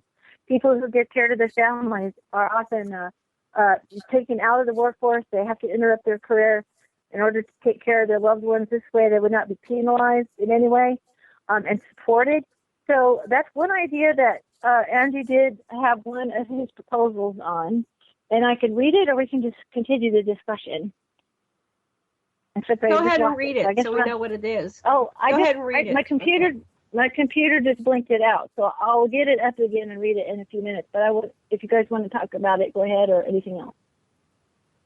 Okay. Go ahead, John. I'm looking at his 100 proposals, and I would have to agree with pretty much everything he says. He's obviously for the people, government by the people and for the people instead of for special interests and, all the big monster companies on top that basically dictate what our lawmakers make as laws. The president should appoint a new 911 commission and release the 28 classified 911 report pages. The president should declassify the secret space program and treaties with off-planet civilizations. I have to agree with everything. Transparency over the red planet and us setting up bases on Mars. NASA's lunar program should have full transparency. Extraterrestrial contact. There should be a policy that anticipates the diversity of ET visitors to Earth. President should disclose the fact that atomic explosions on Earth attract extraterrestrials. Stop me when somebody doesn't agree with any of this stuff. Maybe I'm thinking I'm in the majority, at least with our listeners here, but I have to agree with everything he's saying here. President should end the ET cover-up in a live television address to the American people.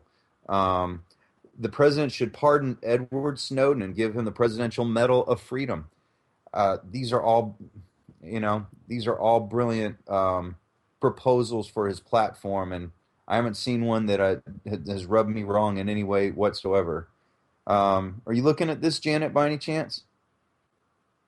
Yes, I didn't go down the line with you, but let me see if it's on andy2016.com/proposals. And I recommend that everybody take a look at it. There was only like one or two things that I didn't quite 100% agree with, but for most of it, I think that it's right on, spot on. And, I'm looking forward. I'm going to have Andy on several of my shows in the next few months now that he finally released all 100 proposals, and we're going to dissect these and, take these into consideration. I remember reading earlier that someone had a criticism about protecting the Sasquatch species, but there are actually many states that have policies about protecting Sasquatch. I think it was with this show that you were on with me, John, or somebody else was on. Yes, and they were talking about Les Johnson with the Miller Report or something like that. And people can just go shoot Sasquatch. I mean, and they don't get it. They don't get anything. They don't get a fine. They don't go to jail. And Sasquatch is a humanoid species. So, not only protecting Sasquatch, but protecting extraterrestrials. When can we go just on a wild hunt shooting extraterrestrials when they come down here and interact with us? We need to have some kind of protection of sentient life and life in general. You need a permit to shoot a deer. How can you just go and shoot a large being that's humanoid? It seems absurd. So that critic, I was like, well, yeah, we do have to take care of this because there are Sasquatch and they need to be protected. And more people are coming forth with those things, the evidence. Let's see, where were you? Which one were you on? You were still, he has it broken down into categories, I believe. I haven't gone through all 100 of them yet, and they're brilliant. Andy is a brilliant, heart-centered, conscious person, and the reason they invalidate him because he said he was on a time travel teleportation program.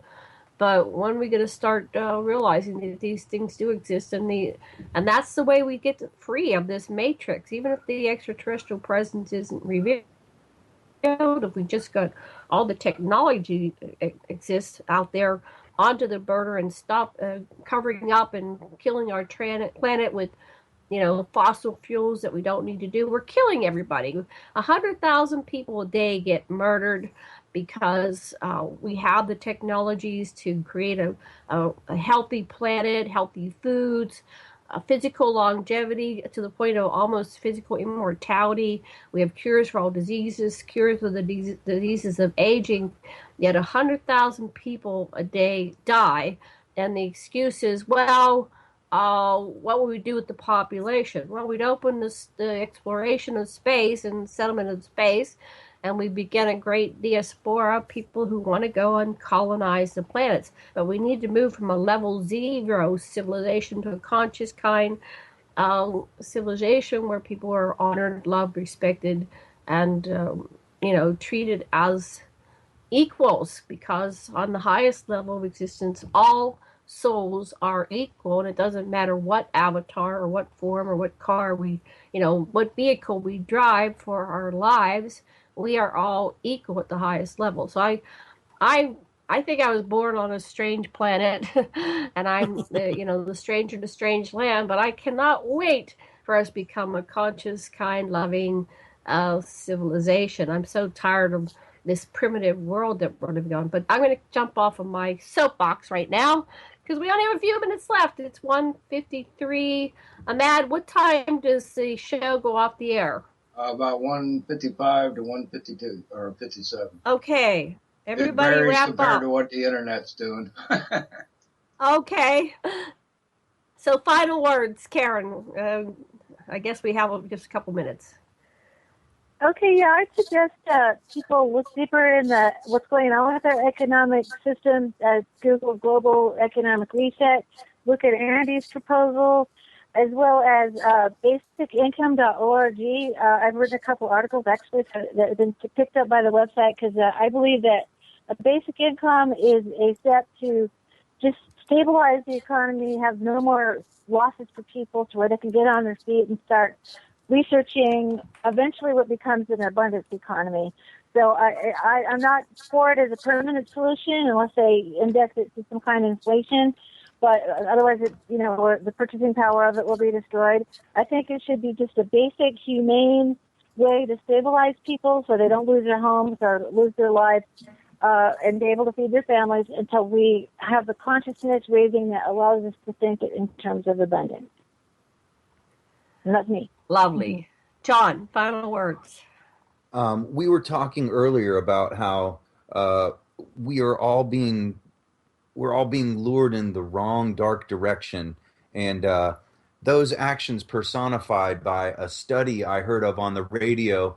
I do entertainment in Orlando. I'm driving out towards Disney World, and I hear on the radio that they had done a comprehensive study over the last 5 years with people 25.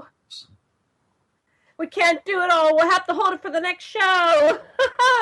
Well, listeners, thank you for being with us today. Much love and blessings. And all together, let's say aloha. Ready? 1, 2, 3. Aloha. Aloha.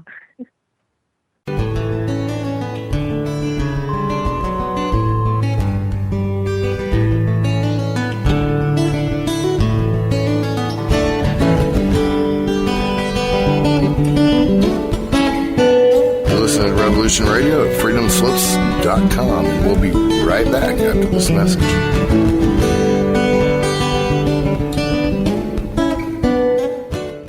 Enjoy your extra big-ass fries. You didn't give me no fries. I got an empty box. Would you like another? Extra big-ass fries. I said I didn't get any.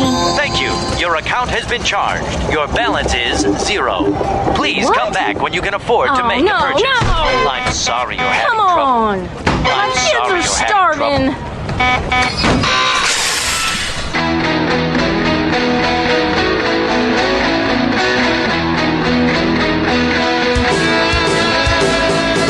Thank you for tuning in to Revolution Radio. Here at Revolution Radio, we believe in freedom of ideas, freedom of speech, but above all, we believe in freedom of existence through self-reliance. This station is 100% listener-supported, and as a fundraising promotion, I have a kick-ass free gift for a $100 donation. 35,000 seeds. 25 years in the freezer. Long-term storable, 54 different varieties. So if food prices go crazy, the shit hits the fan, or if you just want to save tons of money every year by creating your own food like I do, grab our seed pack special. Just look for the banner on the homepage at freedomslips.com. Don't be a statistic. Don't be part of the problem. Be part of the solution. We need, as humans, to start taking care of ourselves and not depending on the megacorps to provide unhealthy, nasty food. Included in this package is also a DVD with 900 survival and off-grid living documents and the offline home canning how to do everything website all on the DVD. So when you're growing all that food, you know how to can it, store it, preserve it, etc. with all these documents. So thank you for tuning in to Revolution Radio at freedomslips.com. I hope that you will pick up this package and start learning to be free. Revolution Radio, freedomslips.com, where information never sleeps and freedom is one seed that needs to be planted.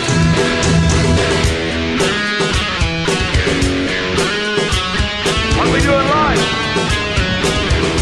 it goes in eternity.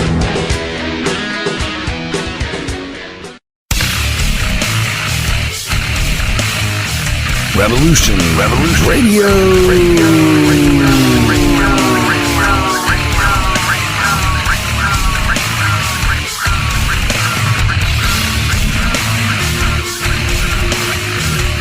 You don't see it, do you? How close we are to absolute chaos? The sick ones are sitting on their fat asses, eating and drink themselves into a stupor, polluting the world without a second thought while it goes down the toilet. Nobody wants to do the nasty work.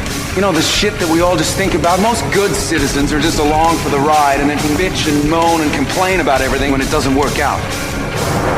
Not me. Get it done. Revolution Radio.